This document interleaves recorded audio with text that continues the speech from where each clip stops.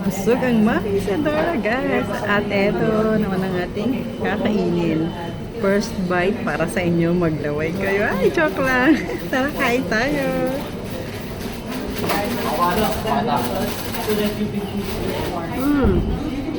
Hello, magandang gabi po sa inyong lahat. Ito ulit ang inyong Mami Isadora na mamasukan bilang isang babaeng driver somewhere in the Philippines, mga mare.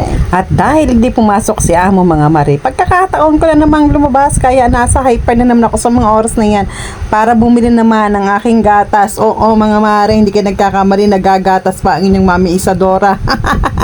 Pero mga mare, ang gatas ko ay hindi pang bata. Oo, panggurangers na ang gatas na iniinom ko, mga mare, para sa aking bone. Kasi kailangan natin, mga mare, ng gatas habang tayo tumatanda, para na rin tayong mga bata. Kumbaga, kung noon tayo ay umiinom dahil para tayo lumaki at tumibay ang buto, kaya pinainom tayo ng gatas na ating mga ina. Ngayon naman, mga mare, kailangan natin uminom ng gatas para tumibay pa rin ang ating buto dahil tayo ay humihina na dahil sa pagtanda na nga natin, mga mare. O, diba? Kasi nag-vlog ako.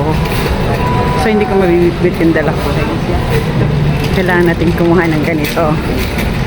Pero hindi lang ang bibilhin natin. Tara, guys. Ayan, guys. Kukuha na ako ng gatas. At syempre, non-fat yung kukunin natin, mga mare.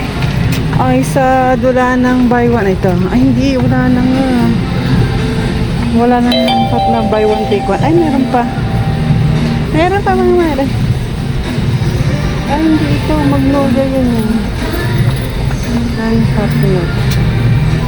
Ito pa lang nga talaga. Nakakuha tayo. Ito. Punta naman tayo dun sa white flower naman na bibili, mga mare, sa white flower.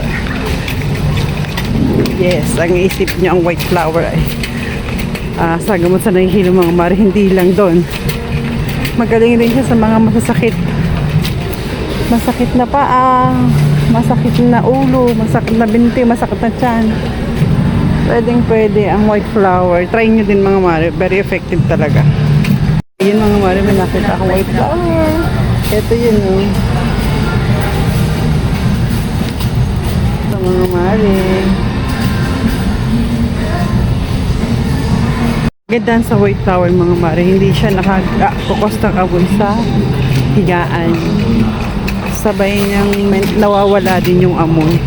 At yun na nga, mga mare, nakalimutan kong mag-video nung ako'y nagbayad at naalala ko na dito na sa McDonald's. Kaya tara, samahan nyo akong kumain, mga mare, at napaka sarap ng kinain ko, mga mare. Ay, pasensya na, mga mare, ha? Hindi ko na kayo nayaya at hindi kasya ng budget.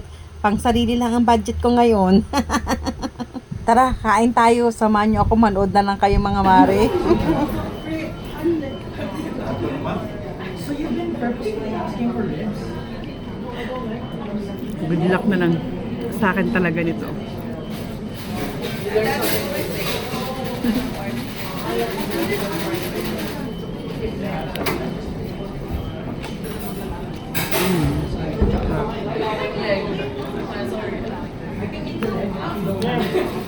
Yummy.